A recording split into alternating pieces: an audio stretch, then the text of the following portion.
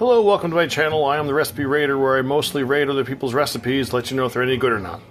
So, this is going to be my first video, and it's also going to be a part of my first playlist that's called Things My Wife Sends Me, which is exactly how it's going to sound. So, today's video, I'm going to be doing a recipe that she sent me that is old-fashioned goulash from dinneranddishes.com.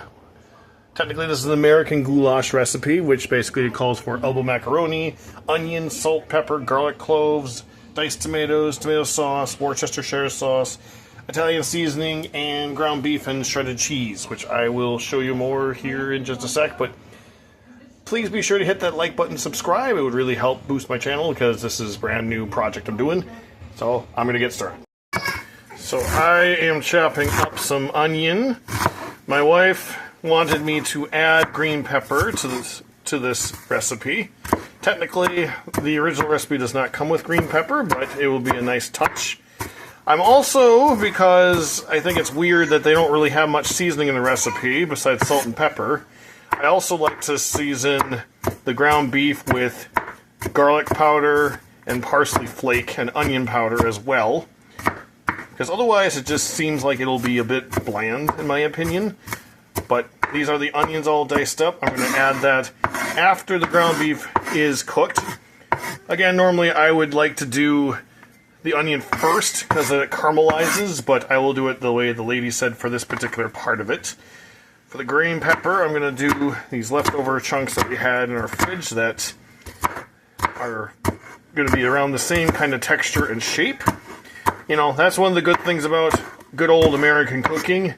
You adapt with what you got, and you eat what you get, so you don't throw a fit. Alright, got the ground beef all nice and browned. Now I'm going to add my onion and garlic.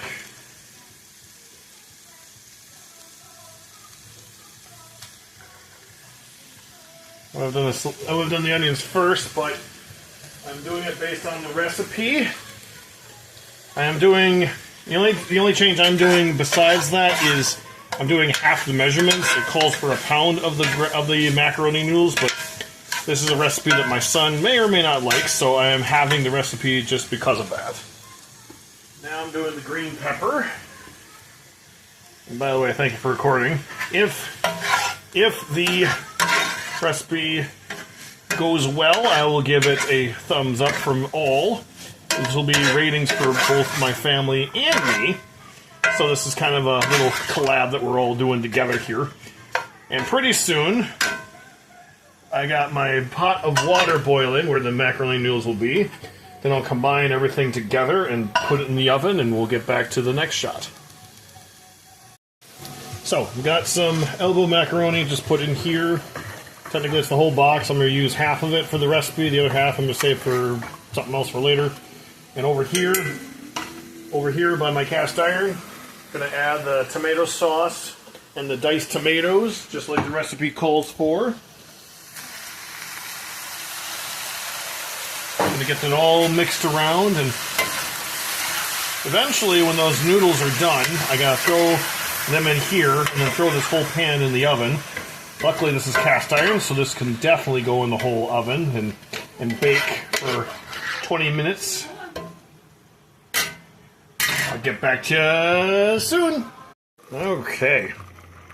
Now that I got these noodles somewhat cooked, you don't want to cook them all according to the recipe and according to the way that this is going to go, because otherwise the noodles are going to get mushy. So I'm going to put half of these in here. And then I'm going to combine this together, as well as my Worcestershire sauce and my Italian spice seasoning.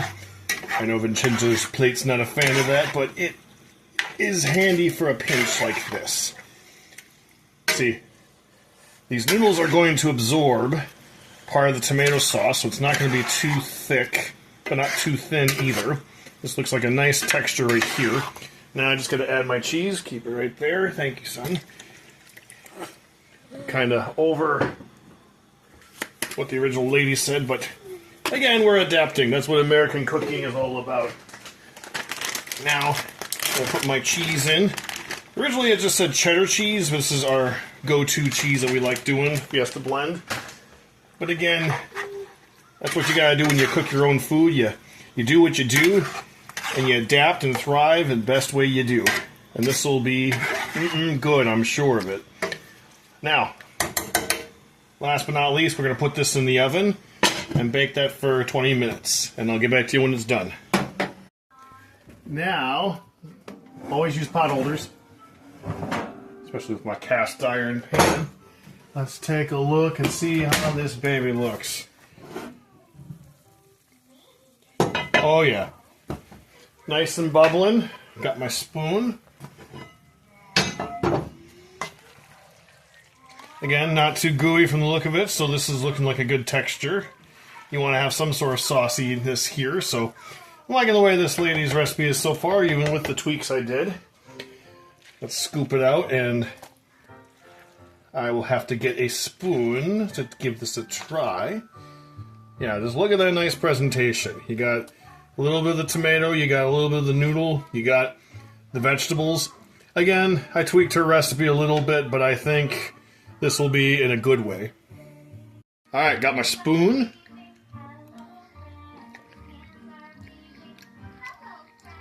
It's not bad. It's kind of missing something, in my opinion. Definitely more cheese. Again, that's the beauty of online recipes, though. You gotta tweak what you got. I think something like this needs a little sweeter element and something to balance the acidity from the natural tomatoes, but still not bad.